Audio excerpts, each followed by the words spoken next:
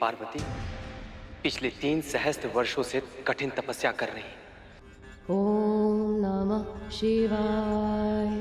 पर महादेव हैं कि वो अपनी समाधि से बाहर ही नहीं आ रहे। जो असुरों पर शीघ्र कृपा करते हैं वे भोले भंडारी ना जाने देवी की कितनी और परीक्षा लेंगे, ना जाने कितने समय तक माता पार्वती को बिना कुछ खाए पिए और तपस्या करनी होगी देवराज। ओम नमः शिवाय। और इधर दुष्ट तारकासुर का आतंक इतना अधिक बढ़ गया है कि साधु सन्यासी, सामान्य जन, गृहस्थ, ऋषि, महर्षि, यक्ष, किन्नर उसका नाम तक लेने से भयभीत होने लगे हैं। उसकी छत्र छाया में असुर पनप रहे हैं देवराज। आतंक इस सीमा तक बढ़ गया है कि पृथ्वीवासियों का हम देवताओं पर से विश्वास ही उठ गया है।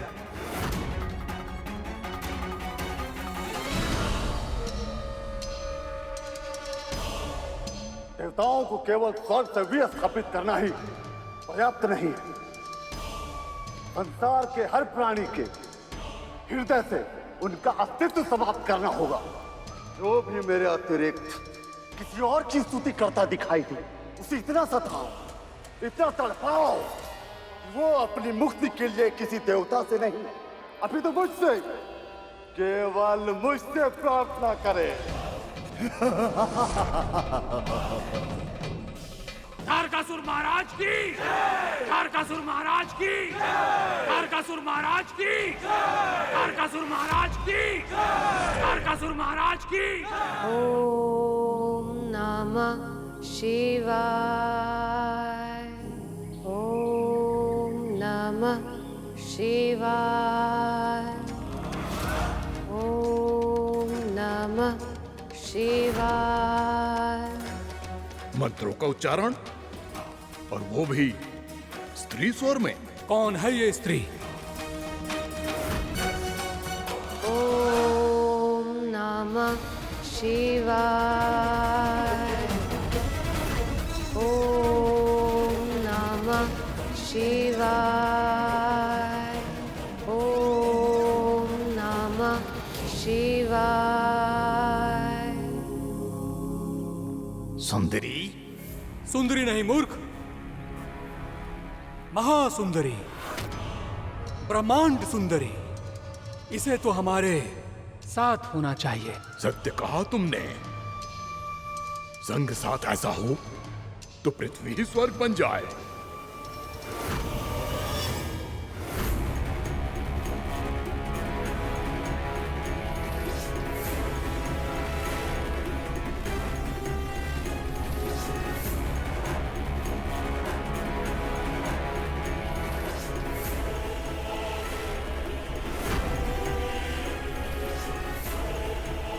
रुक जाओ। दो और स्त्रियां, आकर्षक, मनमोहिनी, 3 नारी अब होगी हमारी।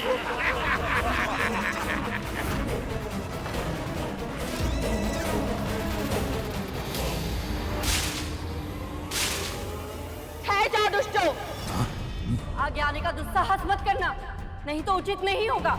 सुंदरता के साथ साथ तुम्हारे इन कोमल तनों में साहस भी है। पर इस निर्जन स्थान पर कर क्या रही हो तुम सब?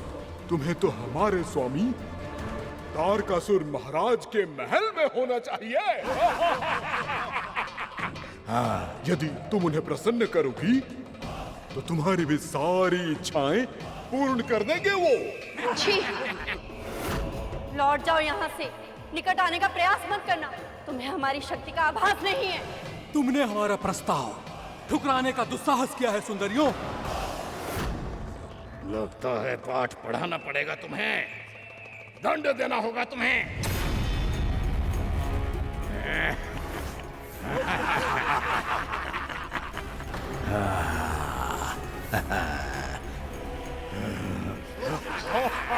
सखी, देवी, हमें असुर ने चारों तरफ से घेर लिया है, हमें यहाँ से भागना होगा।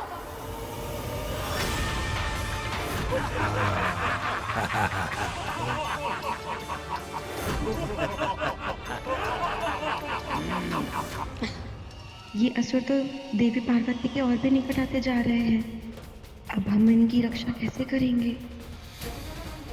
हे ईश्वर, हमारी रक्षा कीजिए, अन्यथा महारानी को दिया देवी पार्वती की रक्षा का वचन हम कैसे पूरा कर पाएंगे?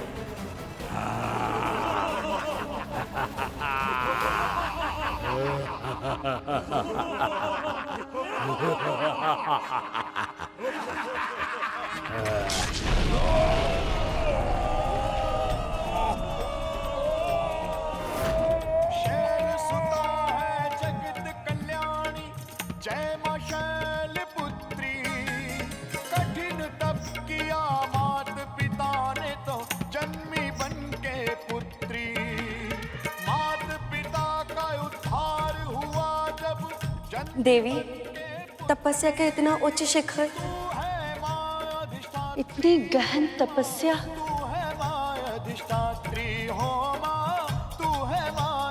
आप धन्य है देवी।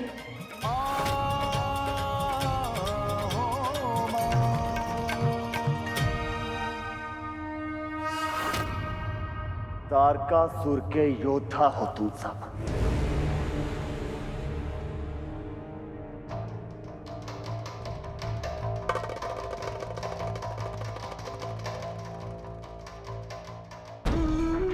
फिर भी पराजित होकर आ गए।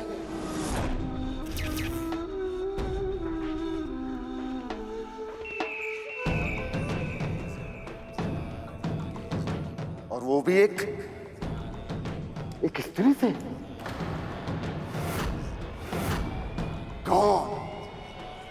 कौन है वो जिसने मेरे नाम के प्रताप को, मेरी प्रतिष्ठा को मिट्टी में मिलाने का प्रयास किया? मैं स्वयं जाऊंगा उसका सामना करने और अपने हाथों से उसे मृत्यु दंड दूंगा मैं।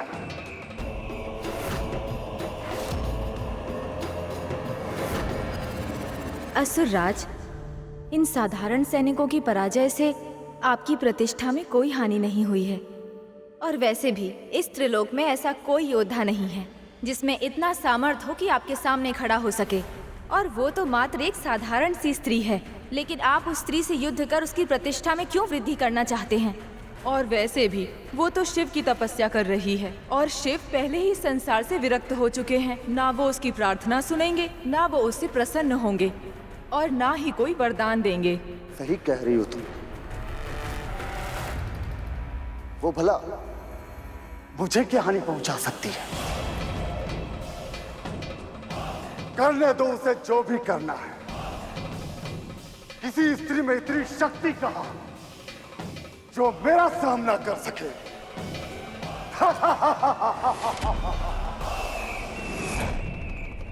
अत्यधिक आत्मविश्वास और अभिमान ही इसके पतन का कारण बनेगा।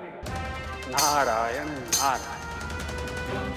पर कब देवर्षि, कब? देवी पार्वती इतने समय से तपस्या कर रही हैं।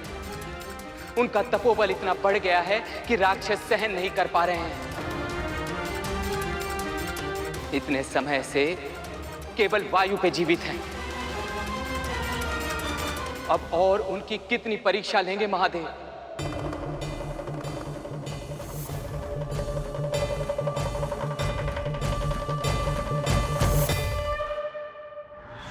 ऐसा नहीं था कि देवी पार्वती एक कठिन परीक्षा कर रही थी और महादेव आनंद में लीन थे। वो भी उतनी ही असाध्य तपस्या कर रहे थे ताकि वो अपने हृदय से पुरानी बातों को मिटा पाए और निष्पक्ष होकर देवी पार्वती की परीक्षा ले पाए। फिर वो समय आ ही गया। देवी पार्वती गंगा किनारे स्नान करने पहुंची।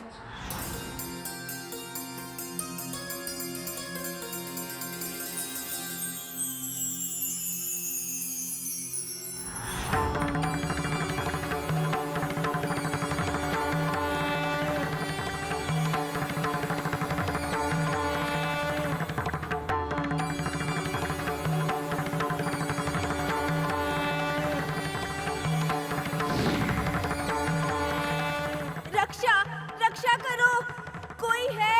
बचाओ बचाओ बचाओ, मेरी रक्षा करो, बचाओ, कोई बचाओ मुझे। रक्षा करो मेरी, कोई मुझे बचाओ। बचाओ बचाओ, मेरी रक्षा करो।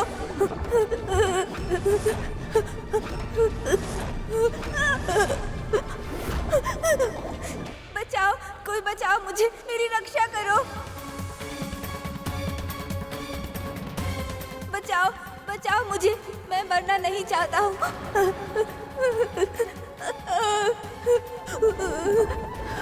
माँ, मेरी रक्षा करो माँ, मैं मरना नहीं चाहता हूँ माँ। माँ, मुझे बचा लो मुझे माँ, बचा लो। मुझे इस बालक की रक्षा करनी ही होगी, अन्यथा क्या अंतर रह जाएगा इस मगर की क्रूरता में और मेरी तपस्या में। ये तो बहुत ही अनोखी परीक्षा है देवराज। यही तो मैं भी सोच रहा हूं अग्निदेव कि इसका क्या परिणाम होगा। प्रभु, ये परीक्षा तो विचित्र भी है और कठिन भी। मुझे बचाओ, कोई रक्षा करो मेरी। हे मगरमच्छ, इस बालक को छोड़ दो। प्रश्न ही नहीं उठता। तुम जाओ कन्या, प्रकृति के नियम में बाधा मत बनो। परंतु ये छोटा सा बालक है, अभी तो इसका जीवन आरंभ भी नहीं हुआ। इतनी शीघ्र इसके प्राण मत लो, जाने दो इसे।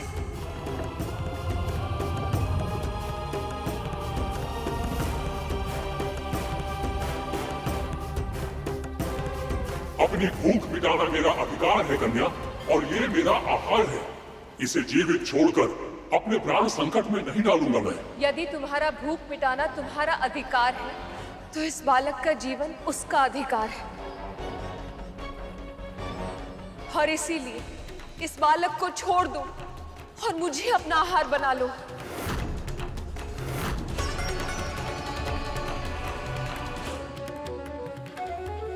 ये क्या कह रही हैं आप देवी? यदि इस बालक को बचाने का एकमात्र यही उपाय है, तो हम स्वयं को मकराज का आहार बनने के लिए समर्पित कर देंगी। पर आपको अपने प्राण संकट में नहीं डालने देंगी देवी। नहीं, तुम दोनों पहले ही अपना सब कुछ मुझे समर्पित कर चुकी हो। अब मैं तुम्हारा जीवन नहीं छीनूंगी। ये मेरा निर्णय है। आओ मकरराज, इस बालक को छोड़ दो और मुझे अपना आहार बना लो।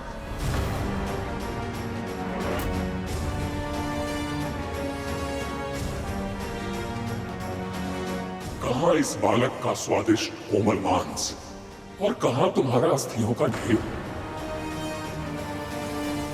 तुम्हारा प्रस्ताव मुझे स्वीकार नहीं है कन्या।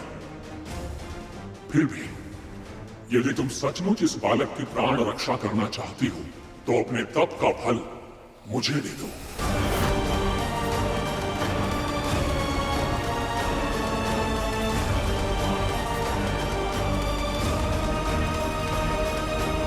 तुम्हें तनिक भी लज्जा नहीं आती मकर?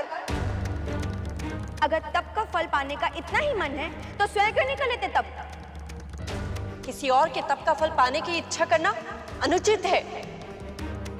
और वैसे भी तुम्हें इन सब की क्या आवश्यकता है मकरराज? मानव योनि पाने की आवश्यकता तो हर जीव को होती है, और इसके तप के फल से मुझे वो शीघ्र ही प्राप्त हो जाएगी। बोलो कन्या, क्या इस बालक के प्राण बचाने के लिए तुम ये त्याग करने को तत्पर हो?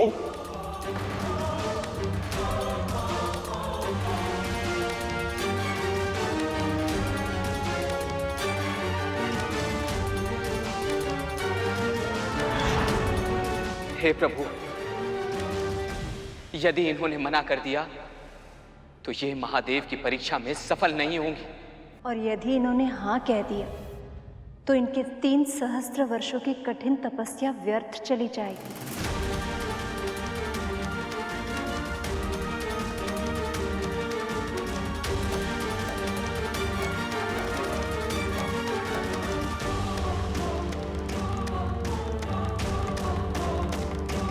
क्या सोच रही हैं आप देवी? और वैसे भी इसमें विचार करने योग्य है ही क्या देवी? आपने काफी समय से वायु पे जीवन बिताया है। कठिनतम चुनौतियों का सामना करके ये दुर्लभ तप किया है आपने। इतने कष्ट से है, इतनी प्रतीक्षा की, क्या इसलिए कि अपने सारे तपस्या का फल इस मकर को दान दे दे? माँ, मेरी रक्षा करो माँ, मैं मरना नहीं चाहता हूँ माँ।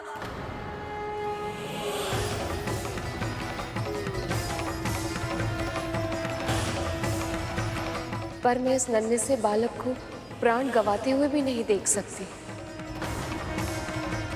तुम दोनों खुद ही सोचो, यदि ये बालक की मृत्यु हो गई तो क्या महादेव मुझसे प्रसन्न होंगे?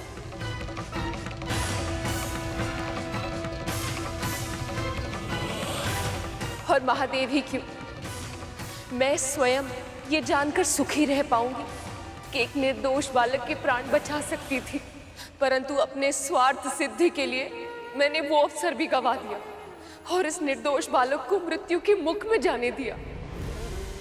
नहीं,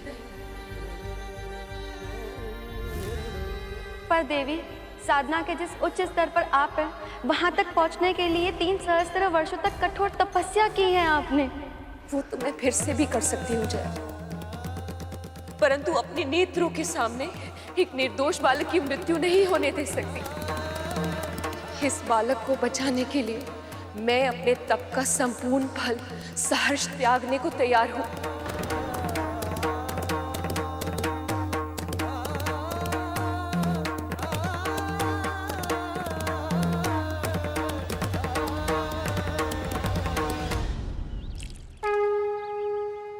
मैं पार्वती सभी देवी देवताओं को साक्षी मानकर अपने तप का पुण्य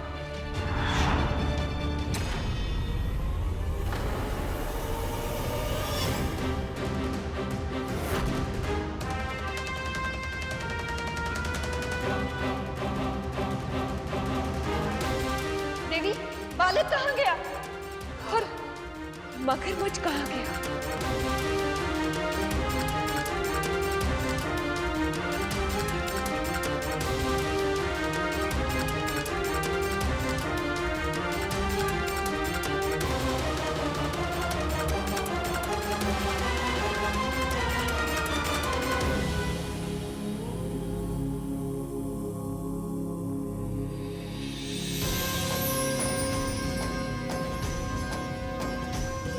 बधाई हो महादेव।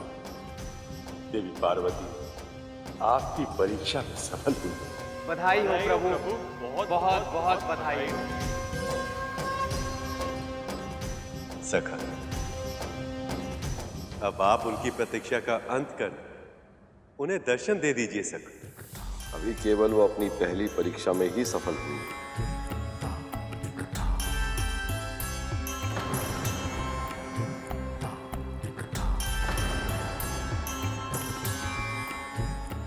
पहली परीक्षा?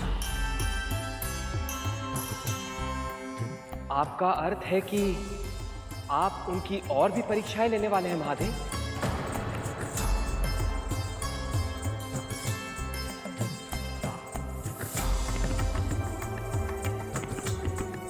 यदि प्रभु माता की इसी प्रकार परीक्षा लेते रहेंगे तो इनके मिलन में और सहस्त्र वर्ष बीत जाएंगे। कहीं ऐसा ना हो कि इनके पुत्र के आगमन से पूर्व ही तारकासुर इस सृष्टि का विनाश कर दे।